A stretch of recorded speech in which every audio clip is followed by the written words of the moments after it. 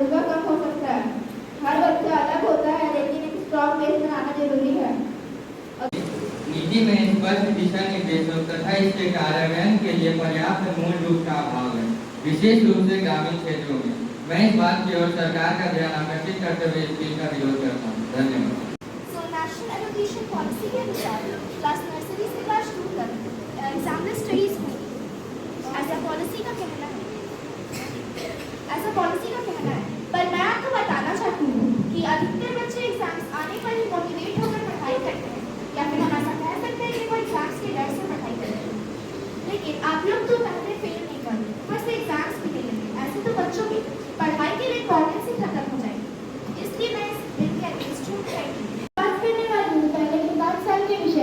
पहले 5 साल में गरीब बच्चा स्कूल जाने की आदत डालेगा और खेलेगा, पर क्लास 3 से अगर अचानक से उसकी पढ़ाई की क्लासेस ज़्यादा कर उसकी खेलकूद की क्लासेस कम कर दिए जाए तो उसे अच्छा नहीं लगेगा, उसे स्कूल आना पसंद नहीं होगा। उसी प्रकार अगर क्लास 2 तक एग्जाम नहीं लिए जाएंगे और क्लास 3 से अगर अचानक से एग्जाम लिए जाएंगे तो वो मेंटली और फिजिकली उसके लिए ठीक नहीं रहेगा, वो पढ़ाई को बोझ समझने लगेगा।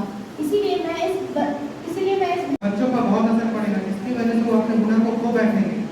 देश विदेशों में बच्चों के हुनर को देखा जाता है, लेकिन इंडिया में मार्क्स में उनको देखा जा रहा है, जिसकी वजह से जो हुनरवान बच्चे हैं वो सब पीछे रह जा रहे हैं। क्या हर बच्चे का मातृभाषा सामान्य तो नहीं ना होगा? हर बच्चे की मातृभाषा अलग अलग होगा। कोई हिंदी बोलेगा, कोई मराठी बोलेगा, कोई बंगाली बोलेगा। और कहा गया है कि पहले से 5 साल तक बच्चों को खेल कूद में ज्यादा ध्यान दिया जाएगा, ताकि बच्चों को स्कूल पसंद आ जाए, बच्चों को स्कूल बोझ ना लगे। तो मैं पूछती हूँ कि क्या हर बच्चे की मातृभाषा बाकी सारे बच्चे जानते होंगे क्या? नहीं ना, उनसे तो वो उससे बात नहीं कर पाएंगे, उनके दोस्त नहीं बनेंगे, और जब दोस्त ही नहीं बनेंगे तो स्कूल तो अपना फीस बढ़ा ही दी है। गवर्नमेंट भी अगर अपना फीस बढ़ा दी तो बच्चा जाएगा कहाँ? उसका तो कुछ होगा ही नहीं भविष्य में, वो ना कुछ सीख पाएगा ना कुछ जान पाएगा। कुछ ही फैमिली के बच्चे उसे अवॉइड कर पाएंगे, मिडिल क्लास फैमिलीज के बच्चे ना उसे अवॉइड कर पाएंगे, ना उससे कुछ ना देखेंगे तो उन्हें पेरेंट्स के साथ कंपेयर किया जाएगा।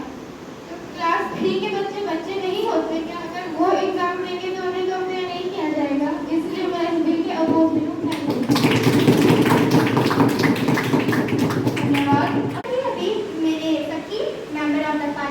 बोला कि आप अगर इतना सारा फैसिलिटी देंगे तो आप फीस भी तो बढ़ाएंगे।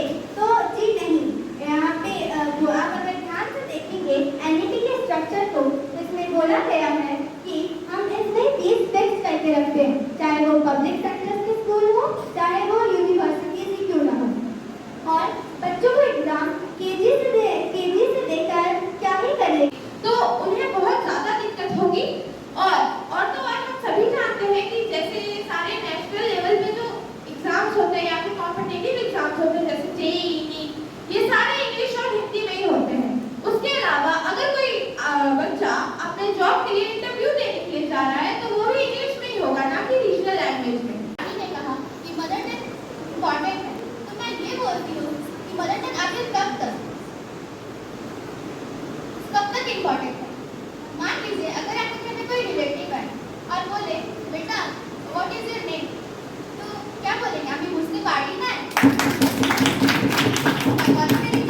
जो खुशियों का जहां था, जान पर जाने की चाह थी, पर दिल को तिथियों का दीवाना